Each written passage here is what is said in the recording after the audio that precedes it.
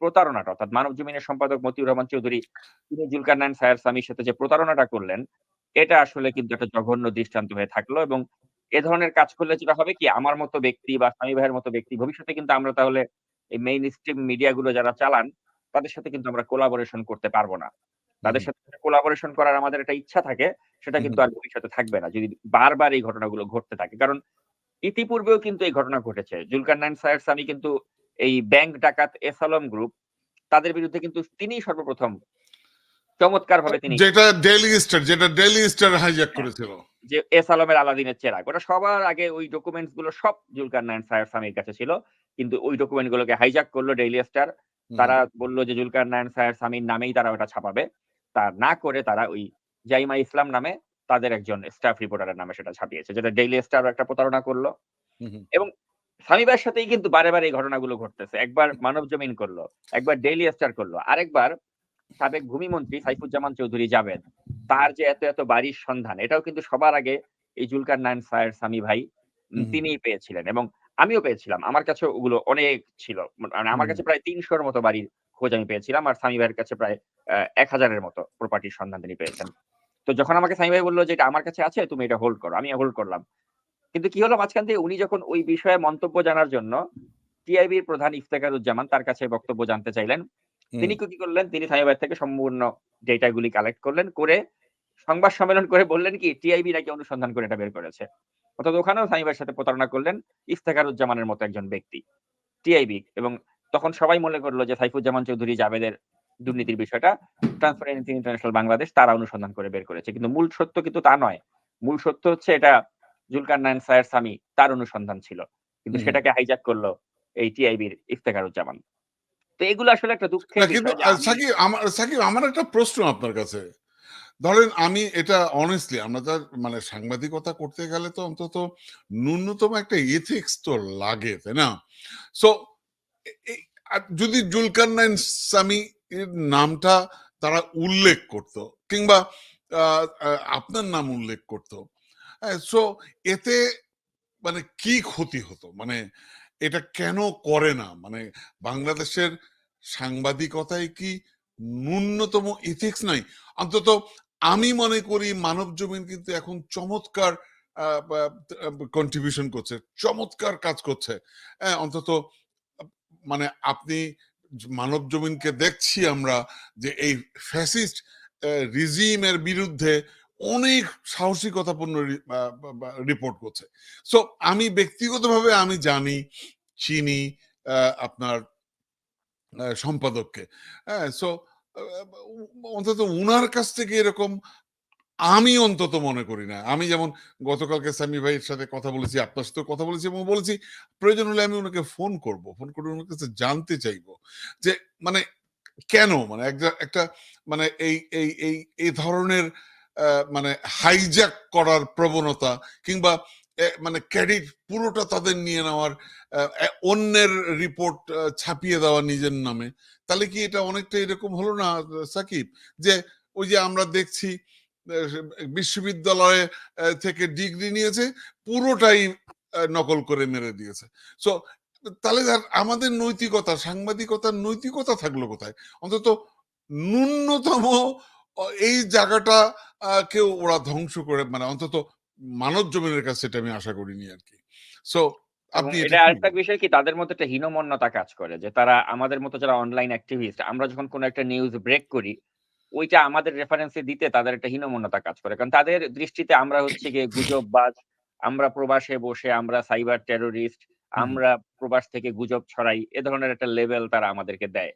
অর্থাৎ তারা হচ্ছে একটা এলিট শ্রেণীর এবং আমরা আরেকটা শ্রেণীতে বিলং করি। এটা তাদের একটা কল্পিত একটা ধারণা তাদের মধ্যে রয়েছে।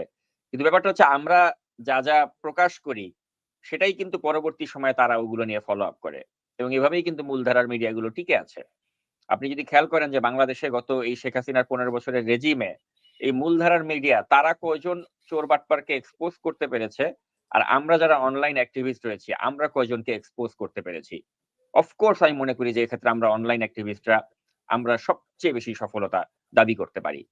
কারণ বাংলাদেশের ইতিহাসে পর্যন্ত যতগুলো দাগ কাটার মতো রিপোর্ট সব কিন্তু আমরা অনলাইন অ্যাক্টিভিস্টরাই কিন্তু করেছি। আমি উদাহরণ দিতে চাই, এই যে আয়নাঘরের মতো রিপোর্ট এটা কারা করলো? নেত্র নিউজ করেছে। তারপরে এই যে আজিজ আহমেদ তার যে মুখোশ উন্মোচন কারা করলো? Al Jazeera. ওই প্রজেক্টের সাথে কে ছিল? তাসনিম খলিল এবং জুলকার নাইন সায়ের সামি তিনি ছিলেন। এবং এই যে মুনিয়া হত্যা এবং ধর্ষণ একটা আলোচিত আনভিরের যে কথোপকথন এটা কে ফাঁস করলো সবার আগে? নাগরিক হুম, টিভি ফাঁস করেছে, আমি ফাঁস করেছি, আপনি ফাঁস করেছেন। হুম, তারপরে আপনার এই যে বেনজির আহমেদ তার আজকে এত দুর্নীতি নিয়ে এত কথা হচ্ছে। বেনজিরের বিষয়ে বেনজির যখন ১ম ২৩ কোটি টাকা খরচা করে আইকন টাওয়ারে অ্যাপার্টমেন্ট করলো আজ থেকে ২ বছর আগে। এই আইকন টাওয়ারের নিউজটা সবার আগে কে করেছিল? আমি করেছি, নাগরিক টিভি করেছে, আপনি হুম, করেছেন, আমরা করেছি। আমরা তো করেছি। এটাই হচ্ছে বিষয় যে আমরা করেছি আজকে ২ বছর পরে এসে সেগুলো মূলধারার মিডিয়াতে আসতেছে। হুম, হুম, তো এজন্য আমরা লিড দিয়েছি। হুম, এখন এটা যদি তারা স্বীকার না করে, না করুক। কিন্তু যারা সচেতন দর্শক তারা তো প্রকৃত সত্যটা জানে। তো হুম, তারা যতই প্রকৃত সত্য আড়াল করার চেষ্টা করুক, সব দর্শক তো আর বেকুব না। তারা ভালো করেই জানে যে সবার আগে এই তথ্যগুলো জাতির সামনে কারা এনেছে এবং আমরা ভবিষ্যতে এগুলো আনবো এবং ভবিষ্যতে আরো অনেক ইন্টারেস্টিং তথ্য জাতির সামনে আসবে এবং এই যে দুর্নীতিবাজদের মুখোশ যে উন্মোচন হওয়া শুরু হলো, এই ধারাবাহিকতা আরো আগামী দিনগুলোতে কন্টিনিউ হবে এবং কোন দর্শক বলেন যে এটা করে আসলে লাভ কি? আপনারা তো অনেকের মুখোশ উন্মোচন হুম, করছেন হুম, কিন্তু এতে তো কিছুই হচ্ছে না। সরকার তো বহাল তবিয়তে আছে। বাট আমি মনে করি যে এর মাধ্যমে এই সরকারের মেরুদণ্ডকে কিন্তু আমরা পর্যায়ক্রমে ভেঙে দিচ্ছি। এবং সরকারের ভেতরে কিন্তু একটা অস্থিরতা, একটা চাঞ্চল্য এবং একটা যারা এই সরকারের হয়ে কাজ করছে তাদের মধ্যে একটা ভয় ভীতির একটা সঞ্চার আমরা করতে পেরেছি। এবং এই যে প্রশাসনে যে একটা অস্থিরতা দেখা দিয়েছে, ব্যাপক হারে যে রদবদল হচ্ছে, বদলি হচ্ছে, এগুলোই কিন্তু আলামত যে আমাদের রিপোর্ট গুলো যে একটা ইমপ্যাক্ট ফেলে।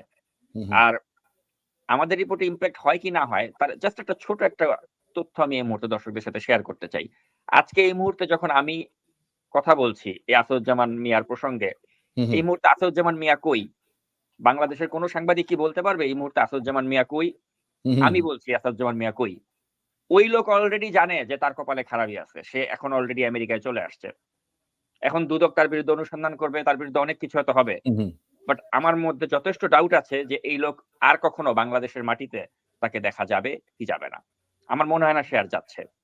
এখন যদি দুদক একটা লোক দেখানো অনুসন্ধান করে এবং তার এই দুর্নীতির বিষয়গুলো নিয়ে যদি কাজ করে, তার বিরুদ্ধে দুদক যদি একটা স্বপ্রণোদিত হয়ে মামলা করে, তাহলে হয়তো সে আর আমেরিকা থেকে বাংলাদেশে কখনোই যাবে না। হুম, হুম, বেনজিরের মতো অবস্থা হবে আরকি। যে বেনজির যেভাবে এখন সিদ্ধান্ত নিয়ে নিয়েছে যে সে দুবাইতে বা টার্কিতে সে রেস্ট অফ দ্যা লাইফ কাটিয়ে দেবে। বাংলাদেশে আর কখনো যাবে না।